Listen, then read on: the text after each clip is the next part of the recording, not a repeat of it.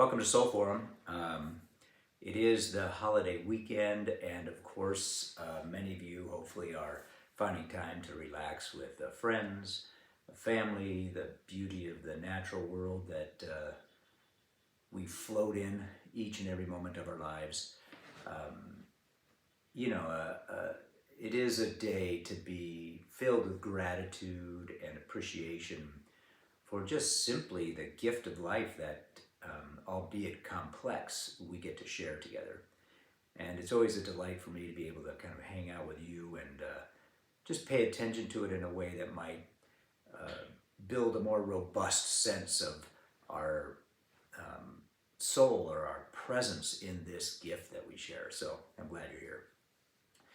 I just want to keep my comments brief today. Obviously, it's the holiday weekend, so just some quick reflections, and partly it's based on my inability to extract myself from the river.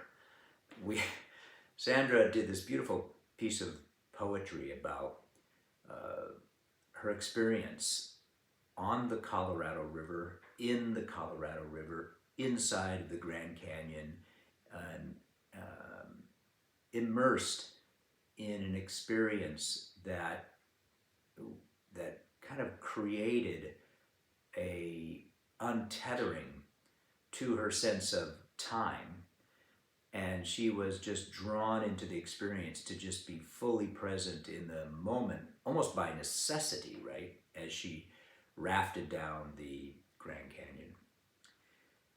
What I find interesting about that experience, and that I want to spend a little bit of time on in Soul Forum this weekend, whether you join us on Sunday or whether you're, excuse me, whether you're joining us on Tuesday at 5, is kind of that notion of the role that kind of finding your way into the actual moment you're experiencing and just being present for it in a way that feels full and engaged and authentic is probably,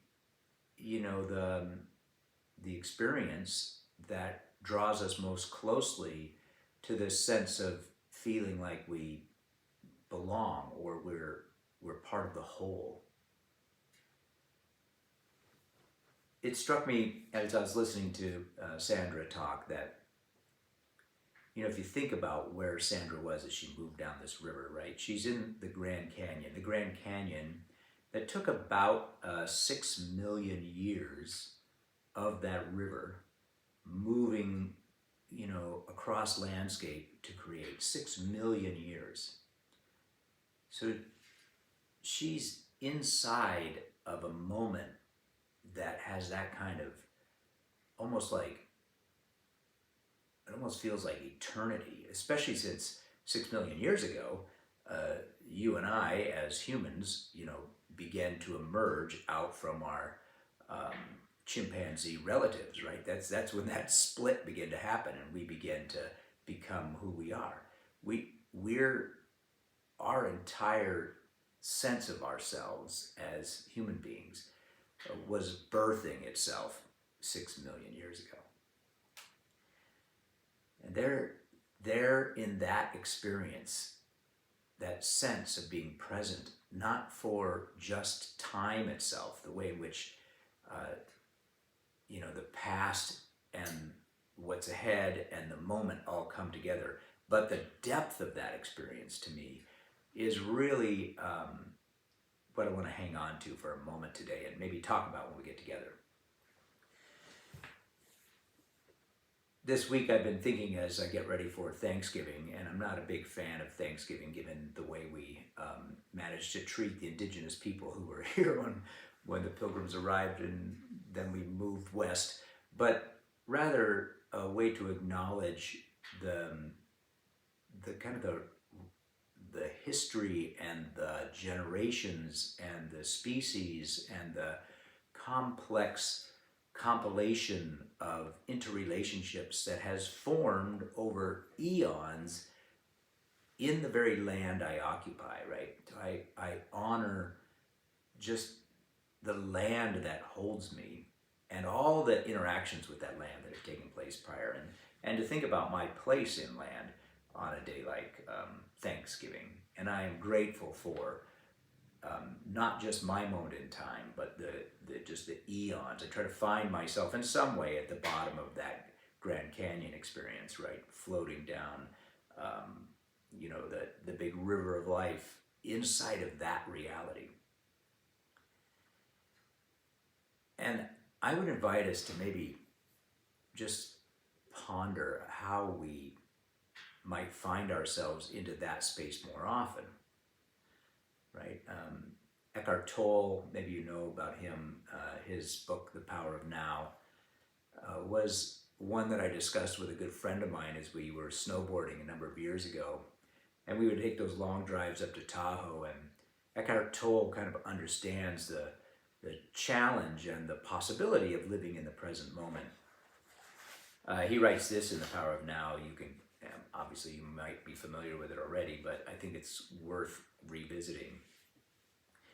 He says, the compulsive thinker, which means almost everyone, it definitely means me, they live in a state of apparent separateness in an insanely complex world of continual problems and conflicts. A word that reflects the ever-increasing fragmentation of the mind. But when you are present, when your attention is fully and intensely in the now, this is Eckhart Tolle now, being can be felt. And Eckhart Tolle is trying to tease the separation between, being is a felt sense, not a thought construct. And our thoughts obviously can just, and they do, right? They just, they get frenetic, they get scattered, they're chatter. They're necessary chatter, obviously, to function, but they can get in the way of this felt sense of consciousness or being. So being can be felt, but it can never really be fully understood mentally, which is part of the problem why we can never find words to describe it.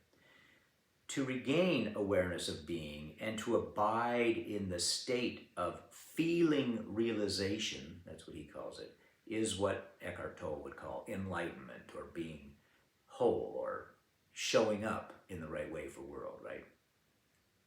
So here's an example. He says, if there is no joy, ease, or lightness in what you're doing, it does not necessarily mean that you need to change the what that you are doing. It may simply be significant and sufficient to change the how are you doing it.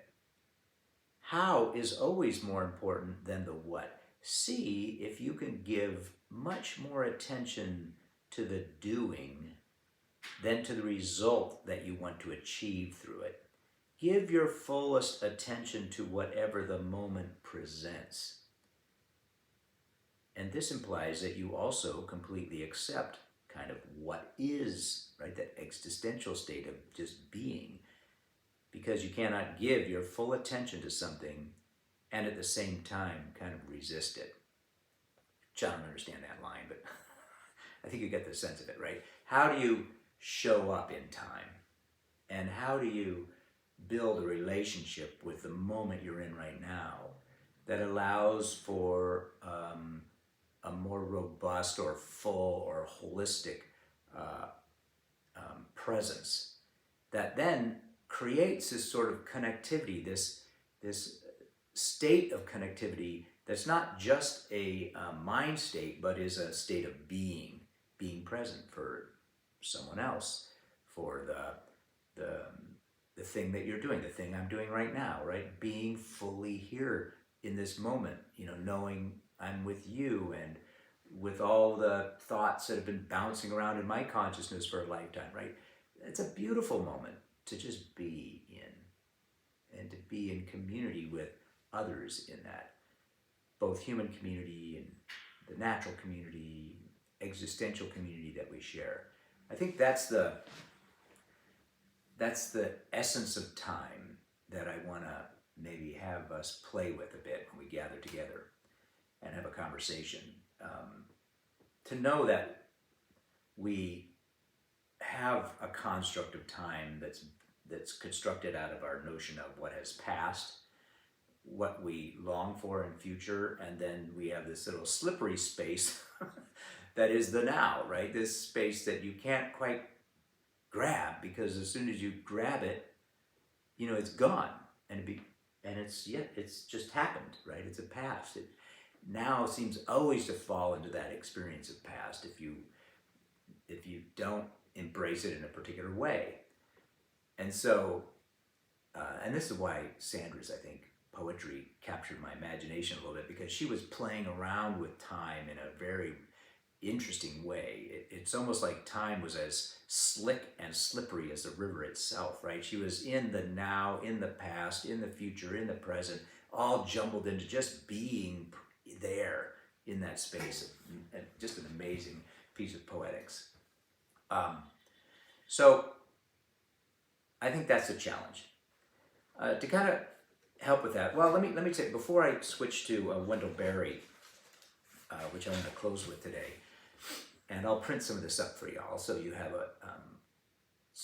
something to look at in a PDF. But before I switch to Wendell Berry, there have been scholars who understand that both in Buddhism and in Christianity, and I'm sure in other wisdom traditions as well, that like koans and parables play around with the sense of time. If you think in terms of the construct of chronological time, right, the sequence of time, past, present, future, and it's linear. We've talked about this. That the parables are also often seen, in koans are often seen in what they call kairos time. And kairos is like the birthing moment. It's not chronological. It's like where the magic happens. A kairos moment can feel like an aha moment, like a forever birthing moment. And if you can live inside of that kairos sense of time, rather than the chronos sense of time, and parables and koans and a lot of wisdom teaching tries to get you into that space, that's where you experience reality in a way other than just the constructs that you create in your head that are required, but can also muddy the waters, right, to the pure sense of being present for your moment in time, right, this moment in time. All right, so that's all fodder for Sunday. I want to close with a piece by Wendell Berry, and it's a bit of a long piece, so I'll do the same thing. I've selected pieces of this. It emerges out of some of his poetry done in the 1970s, and it's in his book called Leavings. So he's getting a little older maybe, and reflecting on the way in which time works for him, and maybe time is running out for him. He's also cognizant at the front of this poetic section of those who experience sort of ending moments and how powerful those can be. But here's what Wendell Berry writes, great kind of earth-based, I think, spiritual person. This is poem number 9.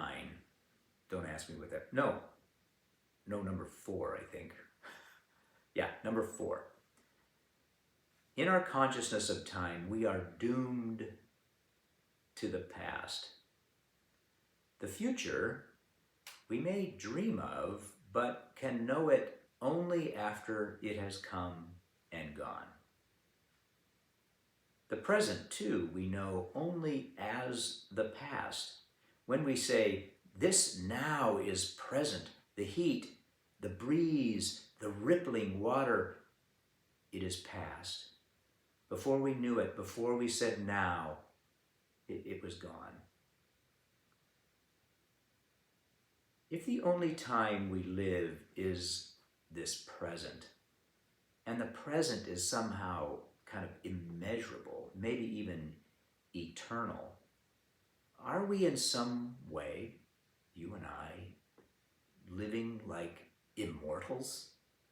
Living always within this eternity, this eternal now?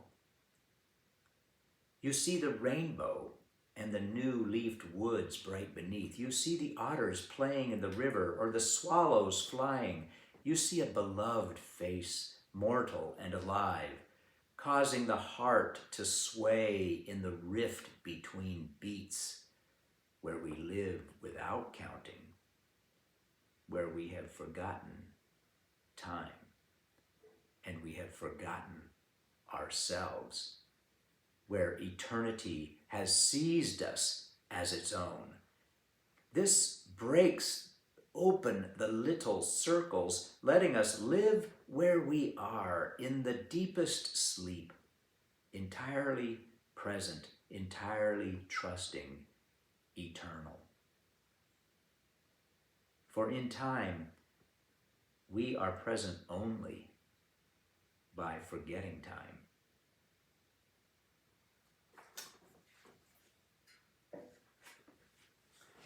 Ah, that's a beautiful piece. I wish I could come up with stuff like that, but I can't. So I gotta look to the wonder of others to pull that off. Yeah, what a beautiful piece of poetic work. I think Wendell Berry, in that language, was capturing what Sandra experienced in the river, in the bottom of the grandest of canyons, looking up at the eons of time, at the beginning of the way in which humanity began to find its feet to walk soil, right? That lost to time, she becomes present for the now. Eckhart Tolle will say, there's moments when we can experience that. But if we can practice those moments together, if we can hold those moments tenderly, we build capacity for being more alive in this experience of not the thought construct of time, the chronos, the chronological sense of time, but in the kairos moment of time. And aren't we, as we seek a more this sort of sense of how our soul functions, in some ways I think many of us find that is the moment when it shows up for us in all of its fullness. And that's a moment we want to know how to show up for in the many moments that make our life, right? All right. Well, that's today's reflections. I'll send out some material so we can have some conversation about all that. And then the following week, I want to talk to John a little bit about his question about how do we birth out from that experience a future together? I mean, how are those two related? And John raised some questions about how we do that. Now, hopefully I can sit down with him and have a conversation about that and share some of those insights and questions with all of you as we continue to collaborate in this journey. And trust me, I love this collaboration, and I hope you do too. All right, have a blessed and wonderful time today. Hopefully it's not a chronological day, but you could find a kairos moment somewhere exploding and birthing for you. Okay, take care.